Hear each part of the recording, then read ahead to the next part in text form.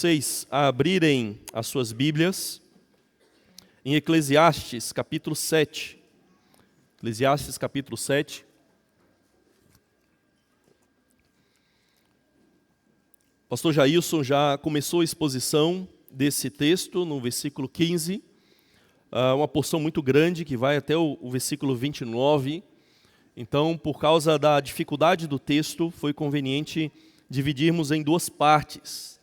Mas é importante entendermos aí o todo desse texto.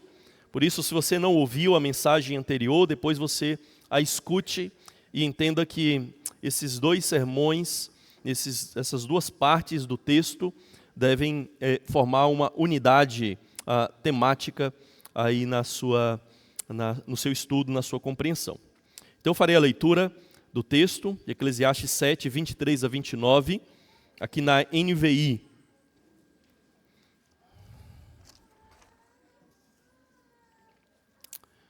Diz assim a palavra do Senhor: tudo isso eu examinei mediante a sabedoria e disse: estou decidido a ser sábio, mas isso estava fora do meu alcance.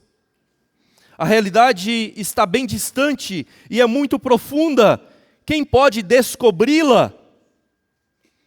Por isso dediquei-me a aprender, a investigar e a buscar a sabedoria e a razão de ser das coisas, para compreender a insensatez da impiedade e a loucura da insensatez.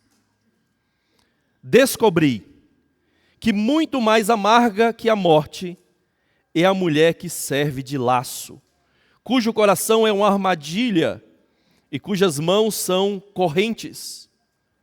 O homem que agrada a Deus escapará dela, mas o pecador ela apanhará. Veja, diz o mestre, foi isso que descobri ao comparar uma coisa com outra para descobrir a sua razão de ser. Sim, durante essa minha busca, que ainda não terminou, entre 1000 homens, descobri apenas um que julgo digno, mas entre as mulheres não achei uma sequer. Assim, cheguei a esta conclusão: Deus fez os homens justos, mas eles foram em busca de muitas intrigas. Amém. Quem aqui já brincou com um novelo de barbante? Talvez as crianças, talvez aí os netos tenham uma avó que ainda faça bordado, ou que costure, ou até mesmo as mães, não que homens não possam fazer. A minha avó era costureira, e eu lembro muito bem, muitas vezes, eu brincando ali com as linhas, com os barbantes, novelos de lã. E você já deve ter presenciado que muitas vezes aquele bolo de linhas, ele se emaranha de tal forma, e você tenta, de alguma maneira, puxar uma ponta para que aquilo possa se desenrolar. Você puxa uma ponta para cá, puxa outra para lá, só que muitas vezes você percebe que quanto mais você puxa, mais nó aparece. E o mesmo acontece com a nossa tentativa de desenrolar os enigmas dessa vida, irmãos. Você começa a puxar uma pontinha para organizar a vida e a realidade, pelo seu próprio esforço. Mas cada puxão aperta outro nó, e mais outro, e outro. E no final das contas, nada faz sentido. Toda a sua tentativa e toda a tentativa humana de encontrar a resposta, a fórmula do tudo é fracassada. E veja, irmãos, que o pregador de Eclesiastes conhece muito bem esse tipo de nó. Conhece muito bem esse problema da nossa existência e a dificuldade de entender as coisas. Nós já vimos como que o pregador ele fica desconcertado diante das injustiças desse mundo. Ele fica desconcertado diante do fato de que há mal nesse mundo. Ele fica desconcertado diante do fato de ver, muitas vezes, o justo morrer cedo e o ímpio ter uma vida próspera, bem-sucedida e longa. E ao olhar para tudo isso, ele percebe que ele não consegue compreender o que está acontecendo na realidade. Ele não consegue desatar esse nó. E esse pregador, então, ele decidiu a ser sábio. É o que ele diz aí.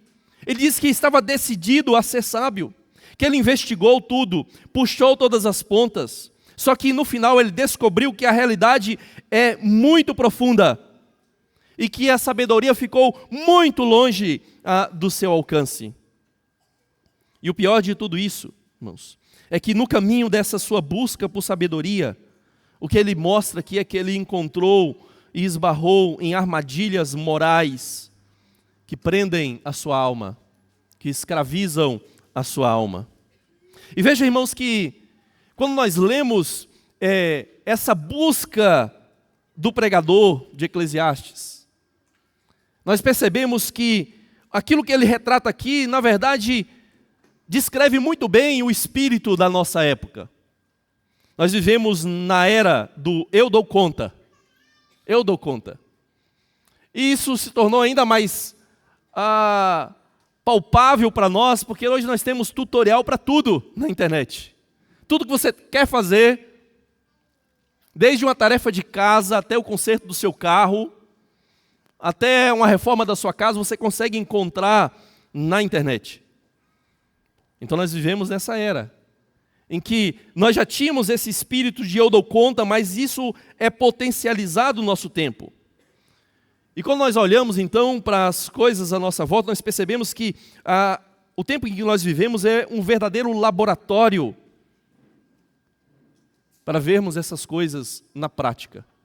E nós percebemos que o ser humano vive em busca da razão da vida, como diz aqui o autor de Eclesiastes.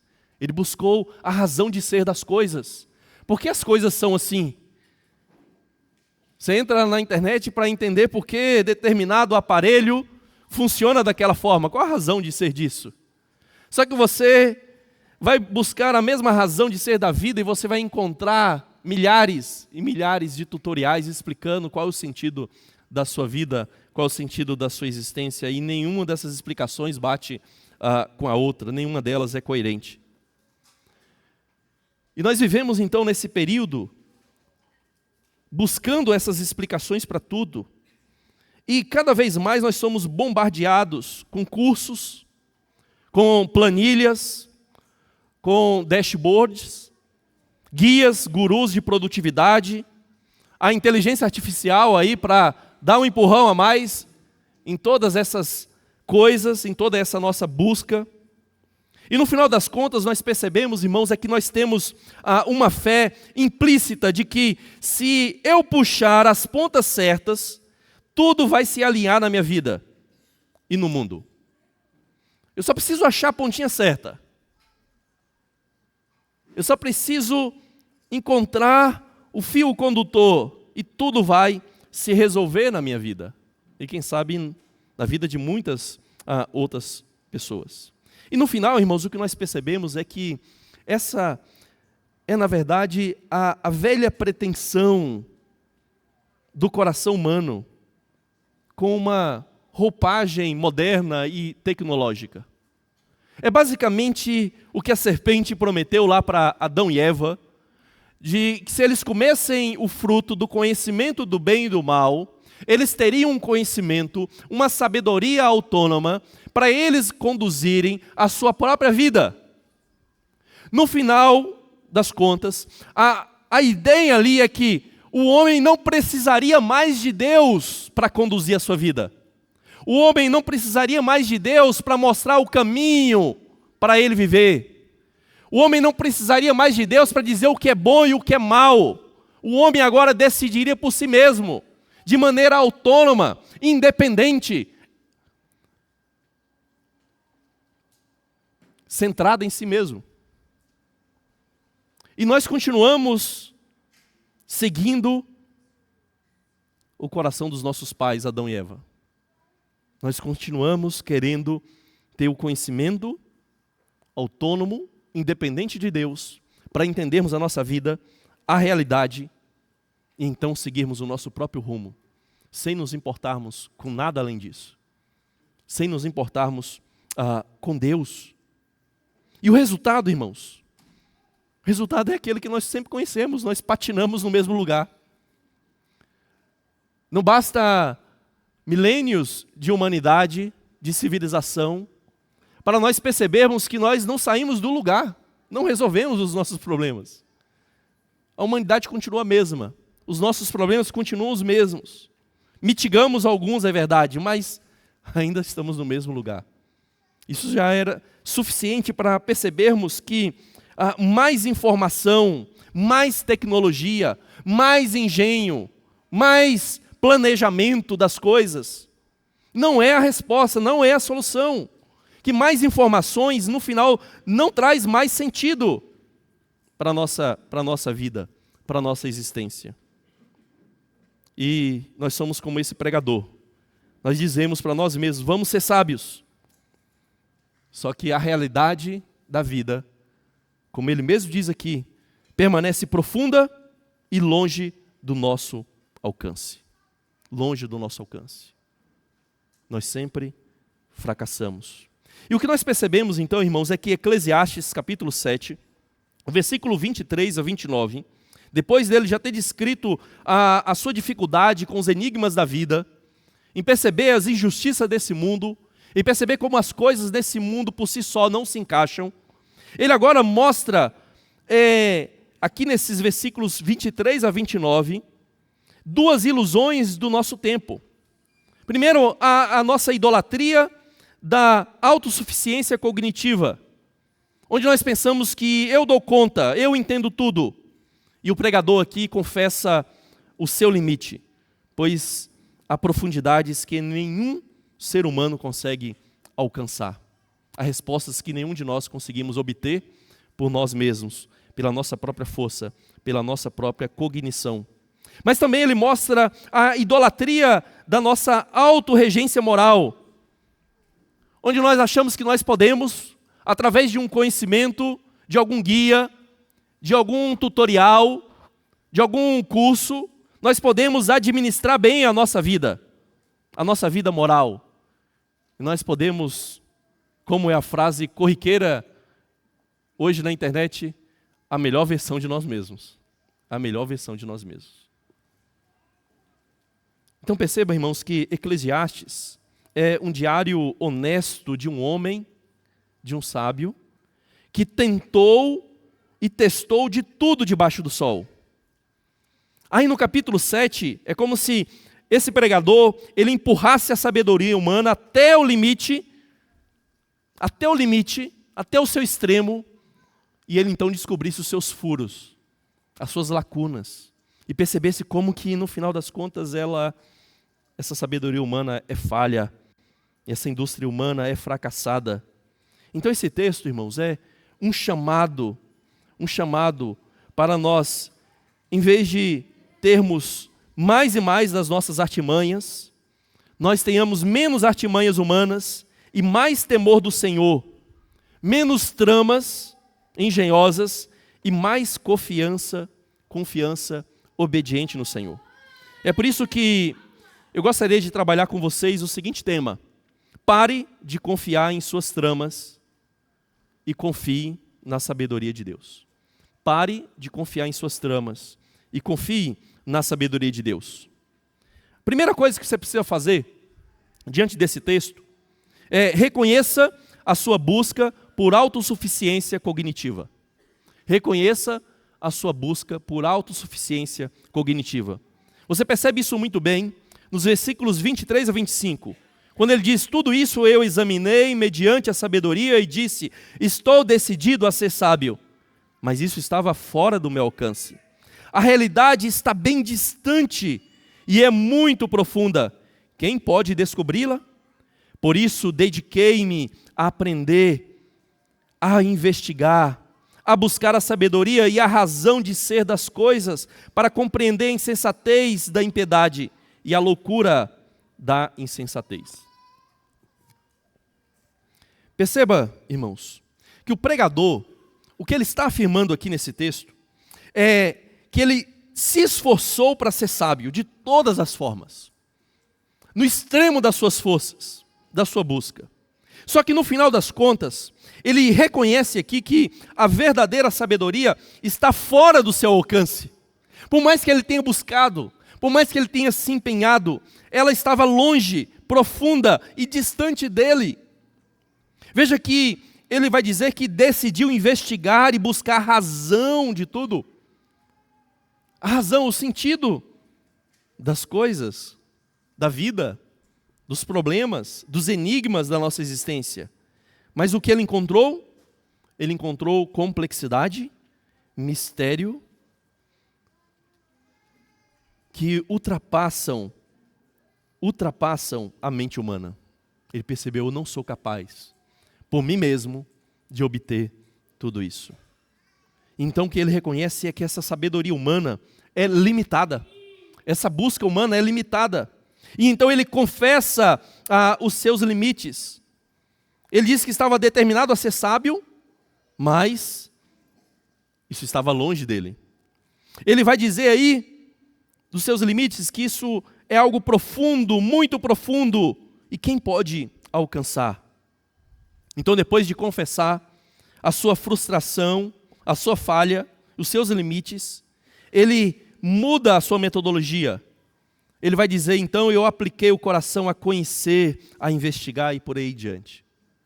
Então, depois de tentar, ele diz que vai aplicar o seu coração a conhecer e a investigar as coisas, para buscar a sabedoria e a razão de ser das coisas de novo. Ele não desiste, ele quer ir mais fundo, e ele tenta, mas no final ele esbarra em mais e mais problemas. Sabe com que isso se parece, queridos? Quem já pegou um cubo mágico? Não, mas não é aquele cubo mágico 3x3, né? Pensa naquele cubo mágico 20x20. Quanto mais você gira o cubo, mais embaralhado fica. E no início é até divertido, né, você brincar com aquilo, mas cedo ou tarde você admite que aquilo está longe da sua capacidade de resolução. Só que se você tiver o algoritmo que resolve o problema do dado, fica fácil resolver o quebra-cabeça. Só que a questão, irmãos, é que a nossa vida é um cubo mágico muito mais complexo. E só Deus tem o algoritmo. Só Deus tem o algoritmo da nossa existência.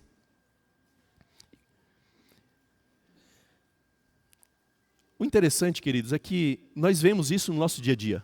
Na nossa vida prática, nós percebemos isso. No casamento, você tenta resolver os seus problemas puxando uma ponta da conversa, para entender o problema. Só que à medida que você vai conversando, você percebe que o problema é muito mais, redundantemente, problemático. Você percebe que as coisas são muito mais profundas. Você tenta entender, e 10 outros problemas surgem na conversa. E no final você, muitas vezes, não consegue chegar a uma resolução. E como é muito comum entre nós, pecadores, nós tentamos resolver um problema com outro problema. E nós criamos mais e mais problemas, mais e mais situações difíceis. E o nosso problema relacional só se agrava. Na criação de filhos, a gente vê isso também.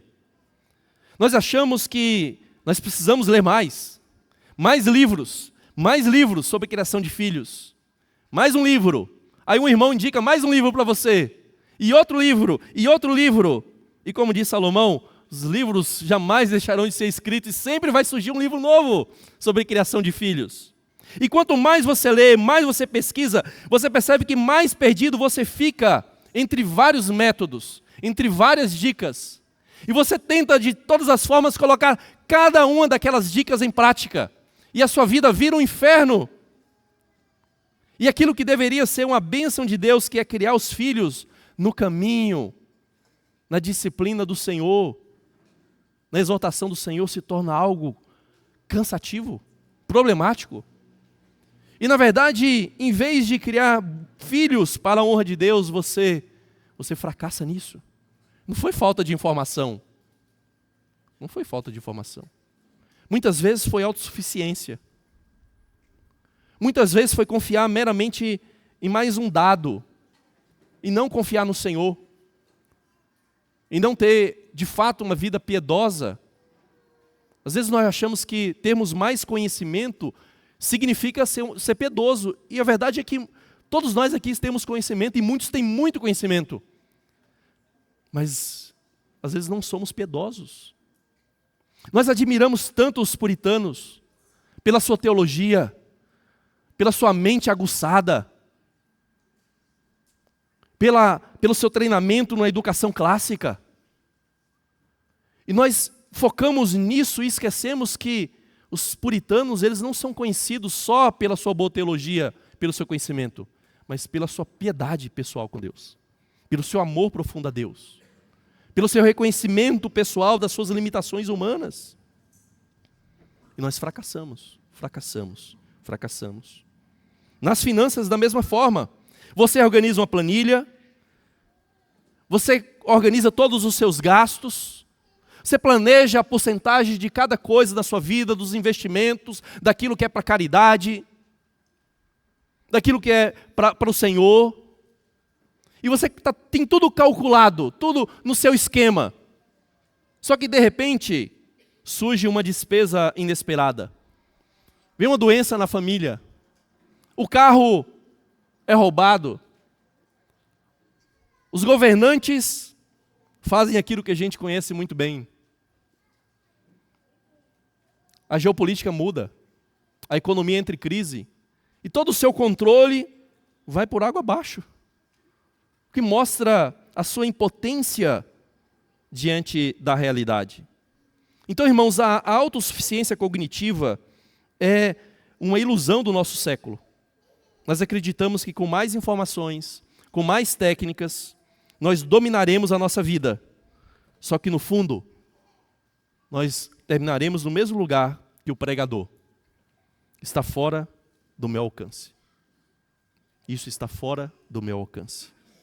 Só que o problema não está apenas na nossa mente limitada, irmãos.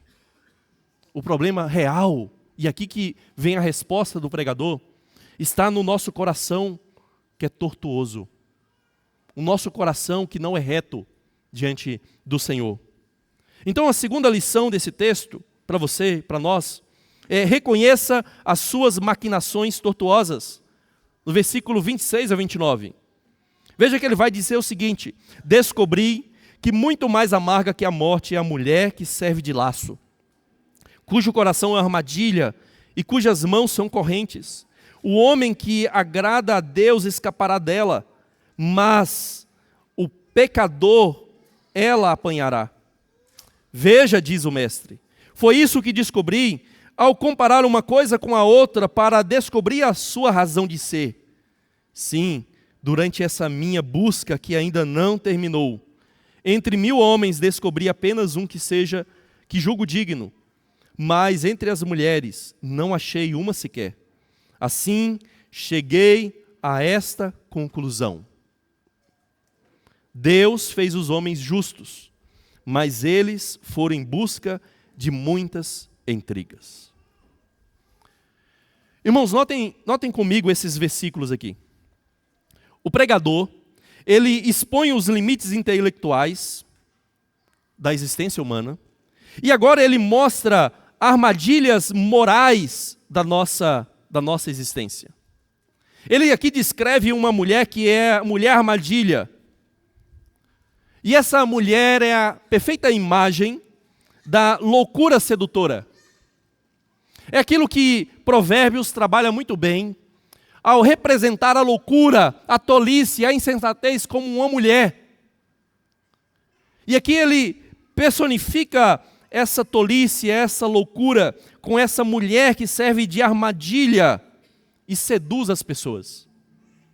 O pregador está com isso afirmando que o problema da nossa existência é um problema não intelectual, mas um problema moral.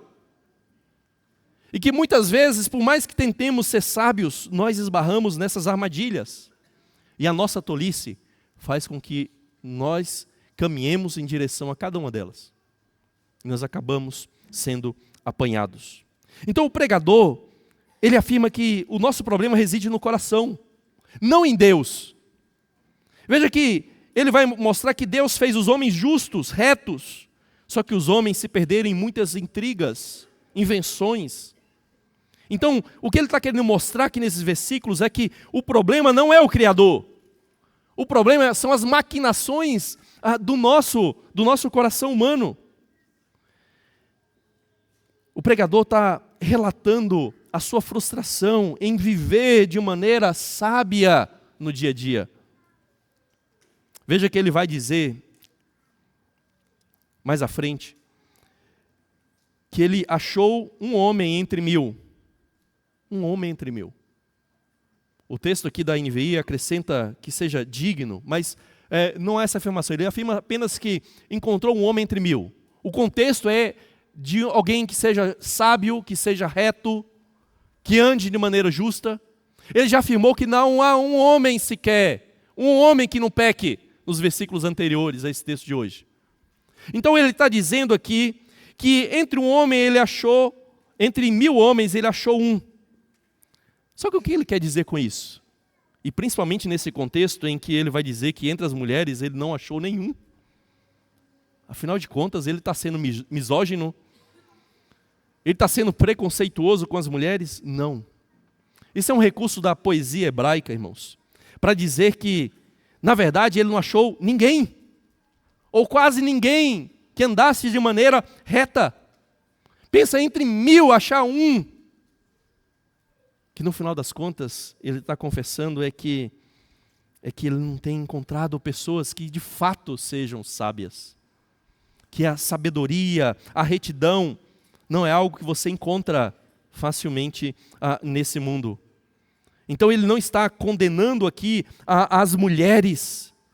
Ele não está sendo misógino, como seria um termo muito usado nos nossos dias.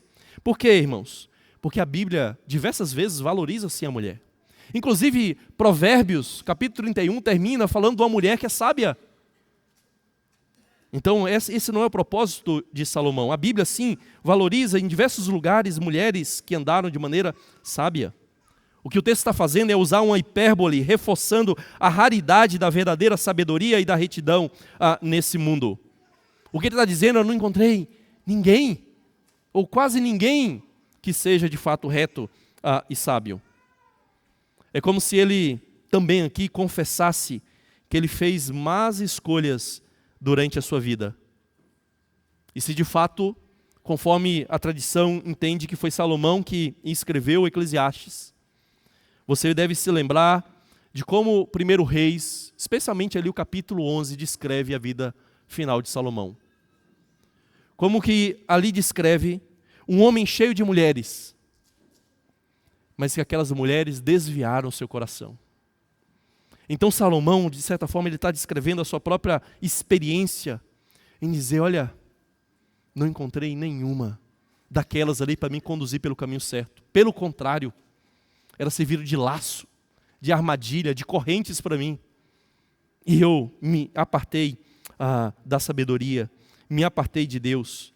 Então o que você percebe, irmãos, é que esse texto soa bem cínico e reflete a amargura de um sábio decepcionado com a vida e com os relacionamentos que ele experimentou. Revela a sua frustração existencial depois de mergulhar na observação e na investigação do mundo, onde nem sabedoria nem retidão são plenamente encontrados debaixo do sol. Agora o verso 29 aponta para a tese central sobre a criação e a queda. Veja que o texto afirma claramente que Deus criou o homem reto. É um sinônimo no Antigo Testamento para justo. Aquele que está andando adequadamente. Aquele que está correto. Mas ele vai dizer que... Acho que acabou a pilha. Vocês estão me ouvindo? Acho que mudou o som aqui para mim. Voltar aqui para o fio, né? Novelo. Veja que Deus cria os homens retos, só que os seres humanos, eles inventam esquemas, maquinações, tramas, e eles acabam se desviando do caminho que Deus os colocou. O termo hebraico aqui, que é traduzido ora por problemas, ora por intrigas, né, esquemas, é um termo hebraico que significa engenhos, invenções, esquemas, maquinações, tramas humanas. É um termo, muitas vezes, com conotação extremamente negativas. Alguns contextos é usado para falar de armas de guerra, que as pessoas inventam, projetam. Só que é interessante que o pregador usa esse termo aqui, faz um jogo de palavras com outra palavra de uma mesma raiz que aparece no versículo 25 e 27, quando ele fala de buscar a razão das coisas. É a mesma raiz. É como se o pregador estivesse dizendo que o seu pensamento, a sua razão, todo aquele planejamento e cálculo para chegar à conclusão das coisas e da realidade foi fracassado. E que ele terminou no mesmo lugar que todo ser humano termina, em maquinações humanas, em invenções humanas, em esquemas humanos para tentar resolver por si mesmo a sua vida. E a ironia aqui, irmãos, a grande ironia aqui, é que a humanidade tenta endireitar o que Deus fez torto, só que entorta o que Deus fez reto. É isso que no final das contas é o resultado. Nós tentamos resolver os problemas da nossa vida, que no final são problemas que nós mesmos criamos. E agora que Deus nos sentenciou ao mundo torto, nós tentamos, através da nossa própria tolice humana, que nós chamamos de sabedoria, resolver esses problemas e endireitar as coisas. E nós terminamos no mesmo buraco de sempre. Então é como se o pregador aqui ele estivesse mostrando que ele é alguém que está fazendo as contas, os cálculos. É como se ele tivesse um livro razão. E ali ele calcula tudo da sua vida, da sua existência, do mundo. E tenta explicar esses dilemas. Mas no final das contas o que ele descobre é que a humanidade pratica uma contabilidade criativa. Vocês conhecem muito bem isso, né? Contabilidade criativa. E transforma autoconfiança em uma maquinação diabólica. Nós tornamos a nossa vida, de fato, um inferno através dos nossos esquemas pecaminosos. Então veja, irmãos, que o que o autor está dizendo é que o problema não está em Deus. E também o problema não está na criação de Deus. O problema está nos nossos jeitinhos. É uma forma de você traduzir esse texto, sabia? Jeitinho. E no contexto brasileiro você pode até adaptar o jeitinho brasileiro. Deus fez o homem reto, mas o brasileiro inventou o jeitinho brasileiro. É assim. Esse é o nosso grande problema, irmãos.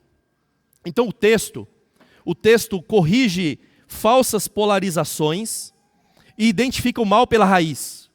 O problema aqui não é elas contra eles, como às vezes pode parecer. O problema real aqui é a humanidade contra Deus. A humanidade contra Deus. A falha não está no Criador, a falha reside na engenhosidade pecaminosa humana.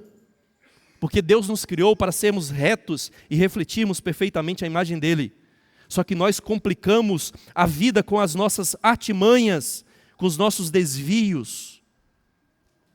Sabe com o que isso se parece, irmãos? Sabe com o que se parece? Com alguém tentar ajeitar um móvel com gambiarra. As irmãs aí conhecem bem, né? Os maridos que têm, né?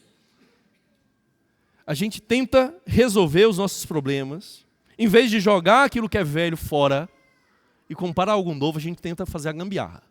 Né? A gambiarra. Você cola uma fita aqui, cola uma ali, puxa um prego, coloca alguma coisa, uma cola, uma fita. No fim, a estante fica tão torta que parece que vai cair a qualquer momento. Né? E da mesma forma é o nosso coração humano, queridos.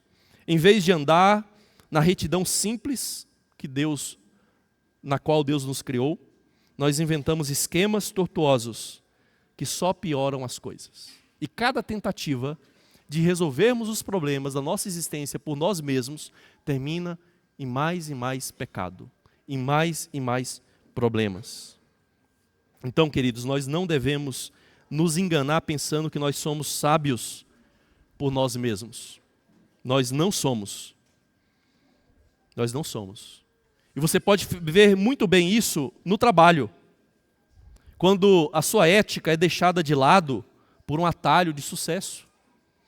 A sua vida cristã, os seus princípios cristãos, muitas vezes ficam para a porta de fora do trabalho. E lá, não, pastor, aqui, o que governa o dia a dia, você não sabe como é que é um negócio difícil.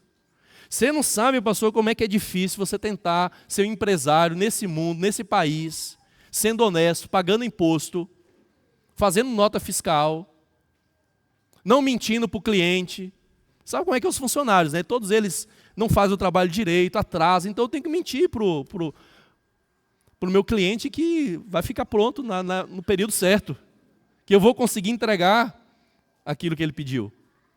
E nós, então, nos nossos esquemas, nós deixamos a nossa ética cristã de lado e buscamos atalhos.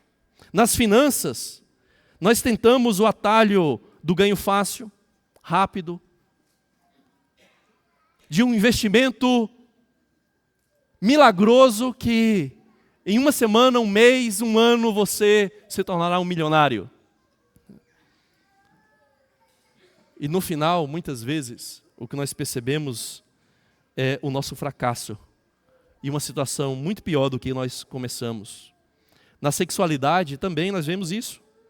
Quando nós trocamos a fidelidade simples da aliança conjugal por aventuras ilusórias,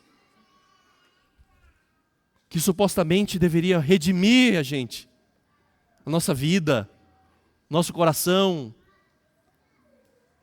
mas nós terminamos aprisionados, escravos, e com consequências que agora nós não conseguimos medir. E com consequências agora que nós não conseguimos mitigar na nossa vida. É isso que Salomão aponta aqui. Então, quantas vezes você se percebe fazendo uma contabilidade criativa da própria vida para justificar os seus erros, para minimizar os seus erros? E você tenta justificar por você mesmo as suas falhas, os seus fracassos, as consequências negativas, tenta culpar a outros, quem sabe.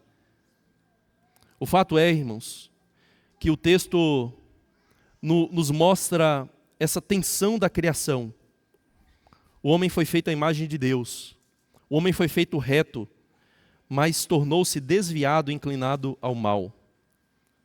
Só que, graças a Deus, o próprio texto nos aponta para fora dessa autoconfiança para temermos e confiarmos no Deus que é sábio.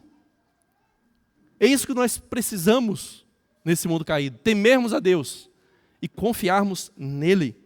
E a boa notícia, queridos, é que Deus não deixou o mundo preso em nossas maquinações. Deus não deixou a nossa vida presa nessas invenções e esquemas humanos. E quando nós vemos que, quando o autor diz que não encontrou 1 em 1000, foi Deus quem envia o único que é justo para formar um novo povo. Veja, eu não estou dizendo que ele pensou nisso. Eu não estou dizendo que Salomão disse e pensava que é Cristo. Mas eu estou dizendo é que, de fato, Cristo é o único nesse mundo, depois de Adão, que foi encontrado justo. O único homem perfeito, o único homem santo, o único justo, o único verdadeiro em 1000 homens, em milhares de homens, em bilhões de homens. Cristo é o filho reto, queridos. O filho reto em meio a filhos tortos. Ele foi preso pelas nossas correntes. Ele foi capturado na cruz para que nós fôssemos libertos dos nossos pecados. Pecados que nós mesmos nos metemos por causa das nossas invenções humanas. por causa das vossas maquinações. E nele Deus desfaz essas maquinações e intrigas humanas, para agora criar um novo povo reto, justo, guiado pela sabedoria do alto, como diz Tiago. E aqui Salomão, aquilo que Salomão, irmãos, não alcançou, foi Cristo quem alcançou e encarnou na sua própria pessoa. Porque Cristo não é meramente um sábio que ensina a sabedoria, Ele é a própria sabedoria. E nós não vamos cansar de dizer isso ao longo de Eclesiastes. Ele é a nossa sabedoria, Ele é a nossa justiça e retidão. E quando você olha para Ele, a sua busca deixa de ser uma busca frustrada e passa a ser um encontro. Aquilo que você busca por você mesmo, Ele te dá de graça. Ele te dá justiça, retidão, de graça. De graça. O enigma da vida, então, irmãos, não se resolve com mais informações. Se resolve com uma pessoa, que é a pessoa de Cristo. Ele é o tesouro, ou Ele é em quem todos os tesouros da sabedoria e do conhecimento estão ocultas, diz o apóstolo Paulo lá aos Colossenses. E o seu método de busca, se o seu método de busca é autonomia, o resultado será sempre: eu não achei, eu não achei, eu não achei. Está longe de mim, é muito profundo, eu não consigo atingir. Mas com Cristo a nossa conclusão muda radicalmente. Fui achado. Você não achou. Foi você que foi até Ele. Foi Ele que veio até você. E foi Ele que o achou. Foi Ele que o encontrou. Portanto, queridos, reoriente a sua busca. Em vez de uma busca frustrada por achar um entre mil, busque a Cristo. Busque a Cristo e ande com a comunidade que Ele mesmo forma. Uma nova humanidade que Ele está endireitando pela graça dEle, pelo Espírito dEle em nós, formando esse novo povo, essa igreja. Portanto, a verdade dura desse texto, queridos, é que você nunca será capaz de compreender a vida plenamente ou dominar o pecado pelo mero esforço da sua sabedoria e conhecimento. Quanto mais você puxa as pontas, mais o nó se aperta. Portanto, reconheça que sozinho você está perdido nesse emaranhado. O seu coração é corrupto. Você se perde em enganos engenhosos que você mesmo inventa. Mas a sabedoria de Deus, queridos, ela é sem limites. Sem limites. E ela se revela na pessoa de Cristo. Agora, a sabedoria sem Deus, ela é impotente.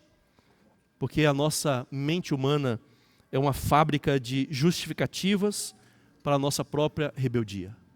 Nós inventamos formas de nos redimir e nos justificar, que acabam sempre em fracasso. E a verdadeira sabedoria vem de Deus, que nos fez retos. E quando nos voltamos para a sabedoria divina, nós deixamos as nossas artimanhas de lado. É por isso que esse texto exige de nós humildade diante da revelação de Deus, diante daquilo que Deus nos mostra. E também exige de nós arrependimento diante da santidade e sabedoria do Deus que é soberano sobre a nossa vida, soberano sobre a história. Portanto, reconheça a sua busca por autossuficiência cognitiva, em primeiro lugar. Em segundo lugar, reconheça as suas maquinações tortuosas, ou as maquinações tortuosas do seu coração. E entenda que você precisa receber tudo isso que você busca por si mesmo em Cristo. O que é impossível para vocês sozinho, Deus fez em Cristo. Então Cristo é a chave, Cristo é o algoritmo que resolve esses dilemas da nossa vida humana. Ele é o justo, o reto, que veio para endireitar os tortos. Em Cristo você não precisa mais ser escravo das suas tramas. Agora você pode descansar na sabedoria de Deus. Então o que você precisa fazer diante de tudo isso? Você precisa hoje entregar a Deus as suas tramas, abandoná-las diante de Cristo, diante da cruz. Parar de confiar em seus nós, em sua capacidade de resolver os problemas, e confiar no Cristo que desfaz e que quebra as correntes do nosso pecado. E a conclusão de tudo isso é: tema o Senhor. e confie na sabedoria de Deus, que é Cristo. Porque essa toda obrigação humana. Nós vamos ficar de pé nesse momento. E nós vamos cantar um cântico, queridos, que nos faz ansiar para termos de Deus esse conhecimento. Esse cântico diz, ou pede a Deus que Ele seja a nossa vida, que Ele seja a nossa visão, né? Que a gente possa realmente descansar nesse Deus que em Cristo revelou uma sabedoria e um poder que nós jamais alcançamos ao longo de milhares de anos da nossa humanidade.